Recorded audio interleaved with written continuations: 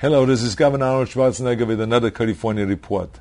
Now this week, I wrote an editorial for the Wall Street Journal about a problem that California has been sweeping under the rug for years. Here's the article.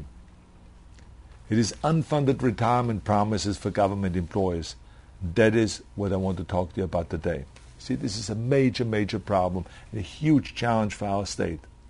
Now, I know that some critics have accused me now of bullying state employees when I call for an end to the runaway spending on retirement benefits, which is, of course, a bunch of nonsense because I'm not bullying anybody. What I'm saying is basically, here's a problem and we should fix it. I am very much aware that our state employees are terrific. Our state employees are hardworking and making valuable contributions to California, and I appreciate that. But here's the plain truth. California simply cannot solve its budgetary problem without addressing these unsustainable promises. I mean, roughly 80 cents of every government dollar goes to employee compensation and benefits, and those costs have been rising and rising very fast. In California, spending on state employees over the past decade has risen nearly 3 times faster than our revenues, crowding out spending on critical programs such as higher education, environmental protections, public parks, public safety, and much more. I mean, here is a chart. It shows to you that our revenues increased in the last 10 years by 28%, but our pensions have increased by 2,500%, CalPERS alone. I mean, this is embarrassing, and this ought to be addressed. The worst is that much bigger increases in employee costs are on the horizon.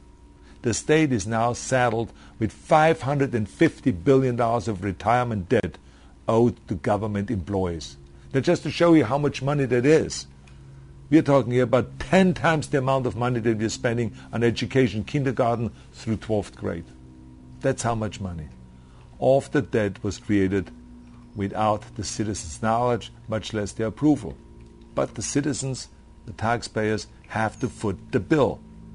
You have to foot the bill. Now this year the state is spending more than $6 billion on retirement benefits, exceeding what we are spending on higher education. Now this is what you call living in the past. When we start spending more money on retirement benefits for state employees than on our education of our children in our universities. I mean, this is our future. The kids are our future. Next year, of course, those costs will rise another 15%. They're destined to grow so much faster than state revenues, which means they will crowd out every single program eventually in our state budget. This means we will have less and less money for the programs that Californians depend on. And I'm talking about, like I earlier already said, education, law enforcement, and so on, anti-crime programs, health programs, and even what we do for our veterans. All of that will be crowded out by state employees' retirement spending. Now, for years, I've asked the legislature to stop adding to the pension and retirement debt. Stop adding to that. But of course, they've refused to do so because they know it isn't their money that they're spending. It is yours. See, they've never signed a check in the front. They always signed the check in the back. They're very good in doing that. But as soon as this will be their own money, oh man, this will come to a grinding halt. But it's your money. And listen to this. Now Democratic leadership in the state legislature is even proposing to raise your taxes because they know they're running out of money. Well, that is the last thing you want to do. Raising taxes in order to cover public employees' costs. But what would they do next year? If they want to raise taxes this year, next year it goes up another 15%. So are they going to raise taxes again? And then the year after that it will go up again. Will they raise taxes again? We must not raise taxes or borrow more money. But what we have to do is really fix the problem. And this is why I insist on pension reform. I vowed not to sign a budget until we have pension reform once and for all. Now, I'm under no illusions about the difficulty of my task. It's going to be very difficult and very challenging. There's no two ways about that. Government employee unions are the most powerful political force in our state and largely control Democratic legislators. But for the future of our state, no task is more important. And I've always said, way back when I ran in 2003, when I ran for governor, I remember I said, when the special interests push me around, that I will push back. And that's exactly what I'm going to do here. I'm not going to let them push me around because I know what is right.